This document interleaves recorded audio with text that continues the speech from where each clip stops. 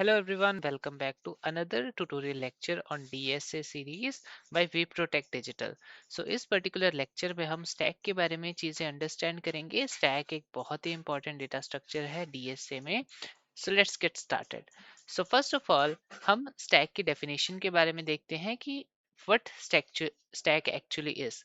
सो stack एक container होता है एक्चुअल में जो लीफो प्रिंसिपल को फॉलो करता है। LIFO means last in first out order. And इसके बाद हम प्रैक्टिकली भी चीज़ों को देखेंगे कि किस तरीके से प्रिंसिपल आपके डे टू डे लाइफ में भी फॉलो होता है। सो this follows LIFO principle of insertion and deletion. It means that most recently started element is removed first.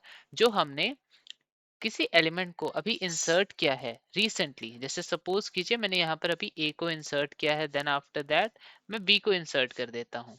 Okay, so यहाँ पर अगर मैं ए के बाद बी को इंसर्ट करता हूँ तो जो बी है हमारा वो रिसेंटली एडेड एलिमेंट है। सो इसको मैं अगर पहले रिमूव करूंगा before A, so that is it follows LIFO principle. Okay, LIFO principle. Okay, so इसके बाद चलिए हम चीज़ों को थोड़ा और अंडरस्टैंड करते हैं। एंड यहाँ पर हम जो भी ऑपरेशन होता है एक सिंगल एंड से चीज़ों को करेंगे। अगर हम इंसर्शन भी करते हैं so from the top of the stack से हम इंसर्शन करेंगे एंड डिलीशन भी टॉप ऑफ स्टैक से रहेगा। ओके, सो टॉप ऑफ जो हमारा स्टैक है वो मोस्ट इम्पॉर्टेंट है। आपको इसके बारे में हम डिटेल में अंडरस्टैंड करेंगे। एंड इसके बाद चलिए चलते हैं कुछ ऑपरेशंस के बारे में डिस्कशन करते हैं। सो हमारा पहला ऑपरेशन है इंसर्शन। देन अगर हमें किसी न्यू एलिमेंट को स्टैक के अंदर इंसर्ट करना है तो हमारे पास उसके लिए एक ऑपरेशन अवेलेबल रहता है जिसको हम बोलते हैं पुश ऑपरेशन। ओके, सो जब भी हमें किसी नए एलिमेंट को इंसर्ट करना होता है तो हम उस एलिमेंट को क्या करते हैं, पुश कर देते हैं हमारे स्टैक के अंदर। ओके, एंड अगर हमें किसी एलिमेंट को एक्सेस करना होता है, देखिए हमारे पास जनरली जो एक्सेस होता है किसी भी एलिमेंट को करने का स्टैक के अंदर, हम सिर्फ एक एलिमेंट को एक्सेस कर सकते हैं जो कि टॉप पर अवेलेबल है। सो टॉप की हेल्प से हम एलिमेंट्स को एक्सेस करेंगे। देन डिलीशन, डिलीशन के लिए हमारे पास एक स्टेप अवेलेबल है, that is pop operation. Pop से इजीली हम चीजों को डिलीट कर सकते हैं, बट वो एलिमेंट जो टॉप में अवेलेबल होगा बाय डिफॉल्ट वही रिमूव हो जाएगा। Then we come to empty. Empty ये आपको स्टेटस देता है कि आपका स्टैक एम्प्टी है और नहीं। अगर आपका स्टैक के अंदर कोई भी एलिमेंट अवेलेबल नहीं है दैट मीन्स वो अभी एम्प्टी स्टेट में है। सो इस स्टेट में आपका एम्प्टी फंक्शन आपको ट्रू रिटर्न करेगा, अदरवाइज आपको फॉल्स रिटर्न करेगा अगर उसमें कोई भी एलिमेंट अवेलेबल हुआ। Then after that size of the stack, आपको साइज ऑफ स्टैक भी यहाँ पर हमें मिल जाएगा जितने एलिमेंट्स हमारे पास अवेलेबल होंगे। ओके, सो चलिए एक बार कुछ प्रैक्टिकल एग्जांपल्स को डिस्कस करते हैं बिफोर गेटिंग स्टार्टेड फर्दर। हमारा क्वेश्चन है वैलिड पैरेंथेसिस। सो वैलिड पैरेंथेसिस, अब हम जैसे कि डिफरेंट टाइप की ब्रैकेट्स अवेलेबल होती है हमारे पास, या क्लोजिंग ब्रैकेट, पैरेंथेसिस। एंड इसके अकॉर्डिंग अगर हम देखेंगे कि एक परफेक्ट वैलिड पैरेंथेसिस यहाँ पर हम किसको बोलेंगे। So let's understand with the theory given. So हमारे पास एक स्ट्रिंग गिवन है जिसमें कि डिफरेंट जो कैरेक्टर्स हमारे पास अवेलेबल हैं, एंड हमें डिटरमाइन करना है कि हमारी जो इनपुट स्ट्रिंग है वो एक वैलिड इनपुट स्ट्रिंग है अदरवाइज नहीं है। ओके, सो इनपुट हम कब वैलिड मानेंगे किसी भी स्ट्रिंग को, जब उसके पास हर ओपन ब्रैकेट के पास एक सेपरेट क्लोज ब्रैकेट होनी चाहिए and it should be of same type. For example, let's say अगर मैं अपनी ब्रैकेट को सर्कुलर ब्रैकेट से जो स्टार्ट कर रहा हूँ एंड यहाँ पर मैं ब्रैकेट इस तरीके के करली ब्रेसेस के साथ मैं एंड नहीं कर सकता हूँ, या मान लीजिए मैं स्क्वायर ब्रैकेट का यूज कर रहा हूँ। आफ्टर दैट अगर मुझे इसको एंड करना है, so it could must be, यहाँ पर मुझे स्क्वायर ब्रैकेट से ही इसको क्लोज करना पड़ेगा, अदरवाइज ये एक इनवैलिड स्ट्रिंग या इनवैलिड पैरेंथेसिस क्रिएट हो जाएगा। ओके, सो यहाँ पर open bracket must be close in a correct order. So हमें ऑर्डर का भी ध्यान रखना पड़ेगा।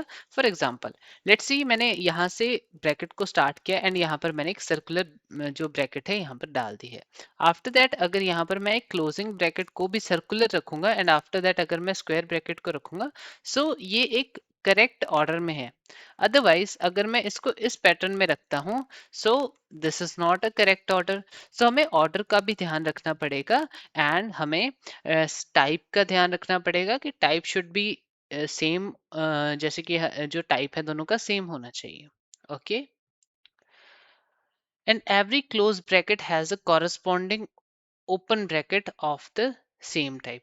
अब इस तरीके से भी हम नहीं कर सकते हैं यहाँ पर कि जैसे मान लीजिए हमारे पास एक सिंगल ओपनिंग ब्रैकेट है and multiple closing brackets available है। सो यहाँ पर अगर हमने एक वैलिड पेयर को जज कर लिया है, उसके बाद जो भी हमारे पास पेंडिंग में अगर कोई ब्रैकेट रह जाती है, सो ये एक वैलिड पैरेंथेसिस नहीं है। सो अगर हम ओवरऑल अगर चीजों को अंडरस्टैंड करें, सो यहाँ पर हमें किस तरीके से पैटर्न को अंडरस्टैंड करना है कि जो हमारी ओपनिंग ब्रैकेट्स हैं, लेट्स सपोज यहाँ से हम स्टार्ट कर रहे हैं, it should be in a particular order and count. जैसे देखिए यहाँ पे अगर मैं ओपन को क्लोज कर देता हूँ स्क्वायर ब्रैकेट को, देन आफ्टर दैट अगर मैं इस तरीके से करली ब्रेसेस को, देन मैं सर्कुलर ब्रैकेट से इसको क्लोज कर देता हूँ, सो ये एक वैलिड पैरेंथेसिस है। सो यहाँ पर काउंट भी आप देखिएगा हर ब्रैकेट्स का एक पेयर फॉर्मेशन हो रहा है एंड उसी के अकॉर्डिंग हम बोल सकते हैं कि ये एक वैलिड पैरेंथेसिस है। ओके, सो यहाँ तक हमने चीजों को अंडरस्टैंड कर लिया है, क्वेश्चन के बारे में एक डिटेल्ड ओवरव्यू हो चुका है। चलिए अब इसके सॉल्यूशन की तरफ बढ़ते हैं। Okay, so let's come with the solution. Okay, okay, so let's start with the solution. अब देखिए जो हमारे पास ब्रैकेट्स हमें अवेलेबल हैं, लेट्स सपोज मुझे स्क्वायर ब्रैकेट्स दे रखे हैं एंड मुझे चेक करना है कि valid it is a valid parenthesis और नॉट। सो फर्स्ट ऑफ ऑल अगर मेरे माइंड में आएगा, मुझे इसको कंपेयर करना पड़ेगा किसी भी तरीके से कि मुझे पता लग जाए कि जितने नंबर ऑफ मेरे पास ओपनिंग ब्रैकेट्स है उतने मेरे पास क्लोजिंग ब्रैकेट्स होने चाहिए। सो उसके लिए मुझे इसको हाफ में पार्टीशन करके इसको चेक करना पड़ेगा। ओके, सो किस तरीके से हम इसको देख सकते हैं?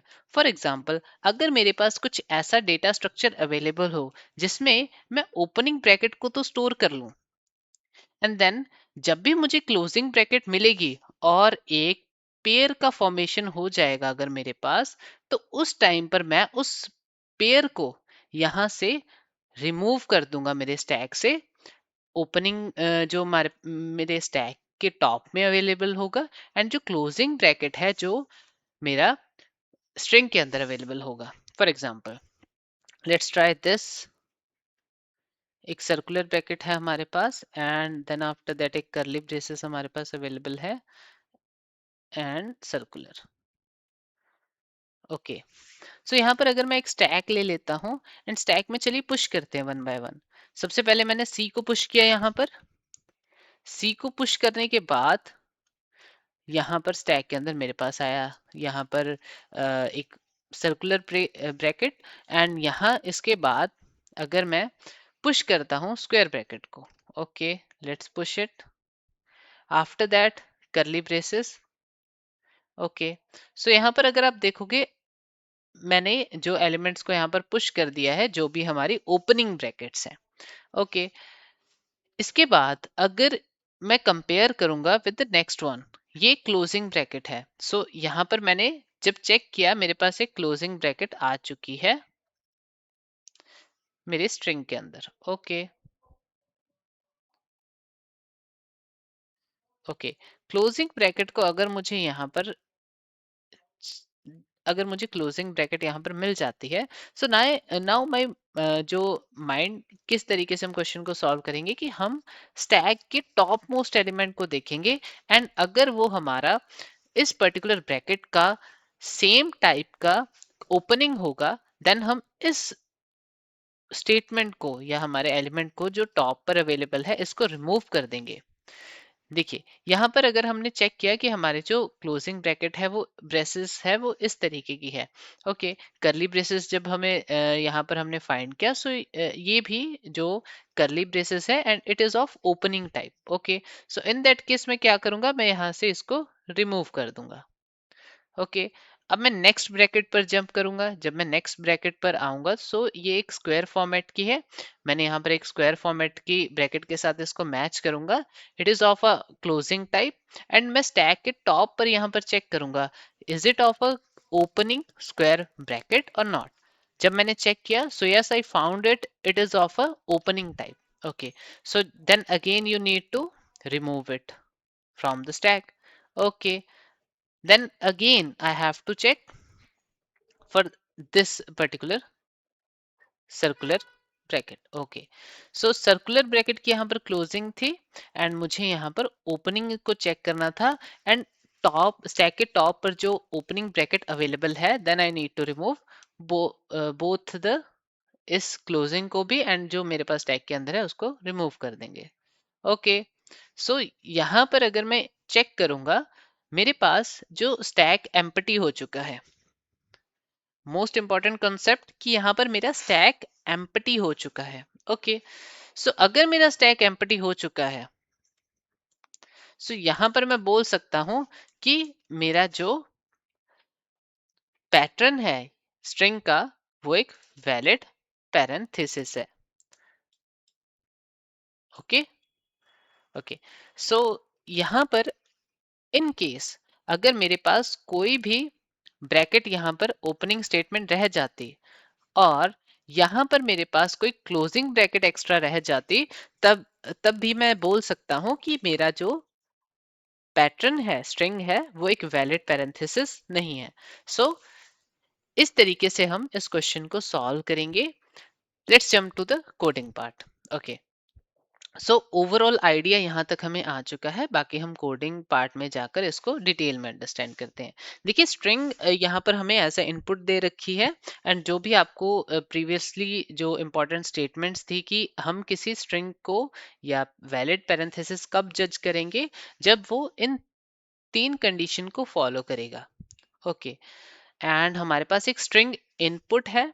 हम क्या करेंगे, ईच कैरेक्टर को एक्सट्रैक्ट करेंगे एंड कंपेयर करेंगे कि whether it is a opening statement and close statement. अगर वो ओपनिंग स्टेटमेंट है, सो उसके लिए हम एक क्लोज स्टेटमेंट को चेक करेंगे एंड अगर एक वैलिड पेयर मैच हो जाता है तो हम स्टैक के टॉप को रिमूव कर देंगे, अदरवाइज हम रिपीटेडली इसको चेक करेंगे। एट द एंड अगर हमारा स्टैक एम्प्टी हो जाता है, so it is a valid parenthesis, otherwise it is not. So let's start. So first हमने यहाँ पर क्या करेंगे, एक स्टैक को क्रिएट करेंगे of type character. Okay, so let's consider it as st। Okay, first हम क्या करेंगे, एक फॉर लूप को स्टार्ट करेंगे and i is equal to 0 and i is lesser than s dot size and i plus plus. Okay, first हम क्या करेंगे, check करेंगे कि whether it is a opening statement और a close statement. For that let's start st i equal to circular bracket of opening type and or st string is of type s। okay, so string s है, my bad। यहाँ पर हम check करेंगे कि i is equal to curly braces। okay, and or string ith index integer or is a parenthesis or a bracket of opening type or not। Okay, after checking this, अगर कोई opening statement है, हमें क्या करना होगा, stack के अंदर push कर देना है उस पर्टिकुलर कैरेक्टर को। ओके, अदरवाइज एल्स, अदरवाइज हम चेक करेंगे कि जो हमारे पास एक क्लोजिंग पैरेंथेसिस आई है उसके कॉरस्पॉन्डिंग एक मैच अवेलेबल है हमारे पास या नहीं। लेट्स चेक कि अगर इसके अलावा हमारे पास कोई भी ब्रैकेट आएगी it should be of closing type. Okay, so अगर हमारे पास क्लोजिंग टाइप की ब्रैकेट है सो हमें यहाँ पर एक परफेक्ट मैच बनाना होगा। फॉर एग्जाम्पल हम चेक करेंगे कि एस टी के जो टॉप पे हमारे पास अवेलेबल है is equal two of opening type of circular bracket and जो स्ट्रिंग पे हमारे पास आई है S of type I is equal to closing type of this bracket. Okay, let's copy it and इसी तरीके से हम बाकी ब्रैकेट्स के लिए भी यहाँ पर फॉर्मेशन कर देंगे। ओके, सो या तो वो स्क्वायर ब्रैकेट होगी otherwise curly braces. Okay, so अगर वो इस पैटर्न को फॉलो करेगी सो इन दैट सिनेरियो हमें क्या करना होगा, एस टी डॉट पॉप कर देंगे। ओके, एंड एल्स, अब देखिए अगर मैच नहीं हो पाता है so we can simply return false. Okay, so यहां तक हमने किस तरीके से एक पैटर्न को अंडरस्टैंड किया था एंड चीजों को यहाँ पर ऑर्गेनाइज करने के बाद स्टैक को कंपेयर किया है। एंड अगर हमारे पास जो कंप्लीटली स्टैक जो ओपनिंग स्टेटमेंट स्टैक के टॉप पर अवेलेबल है and same kind of statement अगर हमारे पास स्ट्रिंग में आती है सो हम यहाँ पर पॉप कर देंगे एंड एक परफेक्ट पेयर हमारे पास मैच हो जाता है। ओके, बट यहाँ पर कुछ सिनेरियोज मिसिंग है। फॉर एग्जाम्पल अगर हमारे पास मोर नंबर ऑफ हमारे पास क्लोजिंग ब्रैकेट्स अवेलेबल हैं।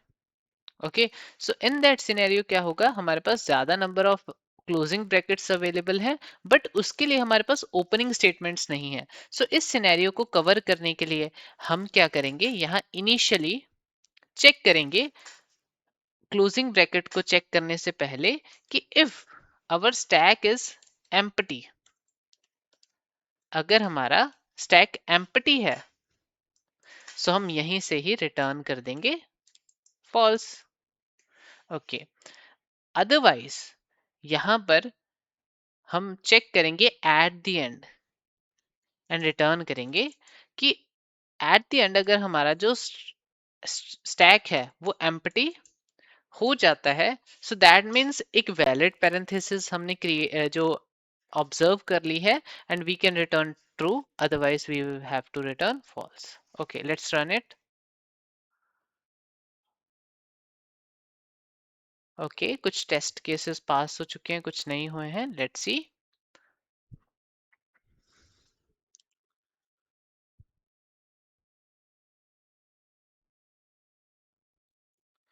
ओके, सो यहाँ पर एक्चुअली हमने एक फंक्शन को गलत लिख दिया है, let's correct it. So st dot size, let's again try it. Okay, so all the test cases are passed and let's try to submit this code.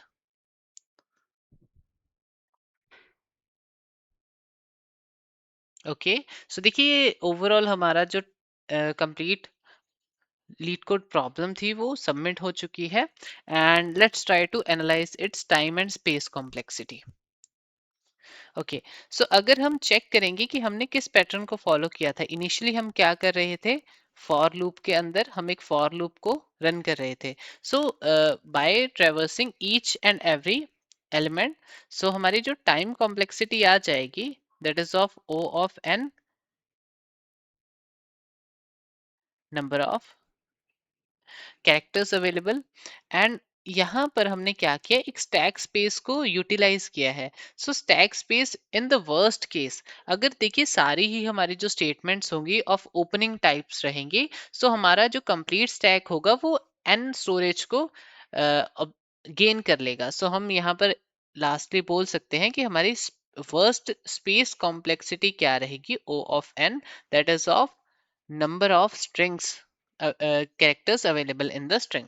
Okay, so ये हमारे time and space complexity होगी इस particular problem की, and that's all about this problem. अगर आपको किसी भी concept में कोई doubt हो, please comment section में comment कीजिएगा, and इसी तरीके के और content को देखने के लिए please subscribe कीजिए We Protect Digital की YouTube channel को, like कीजिए इस वीडियो को, and that's all about today's lecture. Thank you.